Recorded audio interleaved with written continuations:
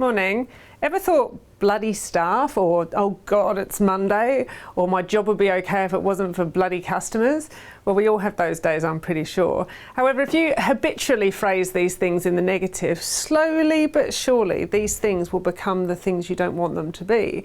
I reckon if you make a point of negatively describing everything, funnily enough, that's how you start to see it, indeed feel it, and they become it. That negative perspective will become a negative reality. It's kind of celestial osmosis. The negativity literally manifests itself. Conversely, when you make yourself reframe challenges in the positive, the previous recipient of the bloody staff, customers and Monday moniker can start to transform themselves into bloody brilliant staff, customers and Mondays that you always wanted them to be. Actually, on the staff bit, I must at this point recommend Jackie Mann's Bloody Staff website. It's a little membership site that will help you sort out your HR issues. We use them here in the aim of turning bloody staff into bloody brilliant staff, and it's a very worthy resource. Put links below.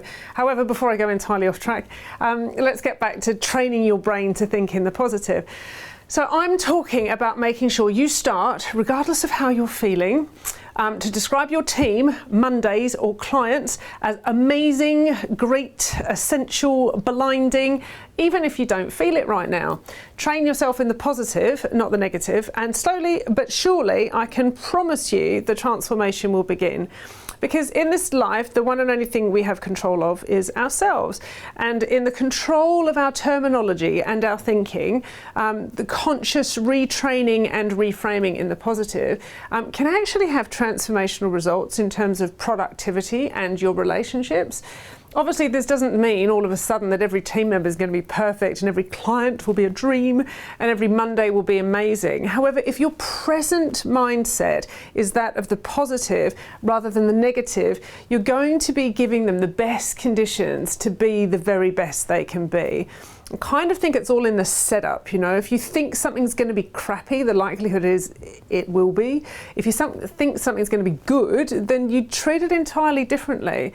It's like maybe like working with so-called problem children. If they're viewed like that from the start, they'd live up to that label, don't they? But when they're given the opportunity of a fresh start with like no baggage or reputation, they find they can blossom because they haven't come with this preconception.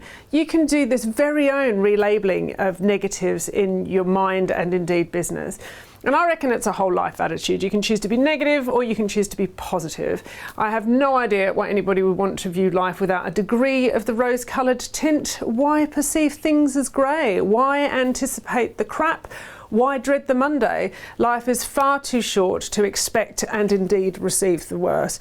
When you liberate yourself and welcome the good, the great and the overwhelmingly positive, that is what your business and life becomes.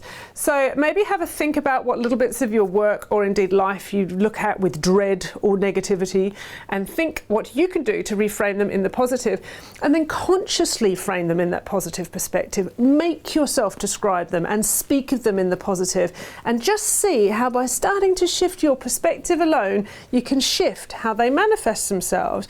And then all of a sudden, your bloody staff have transformed themselves into bloody brilliant staff after all. Have a great week.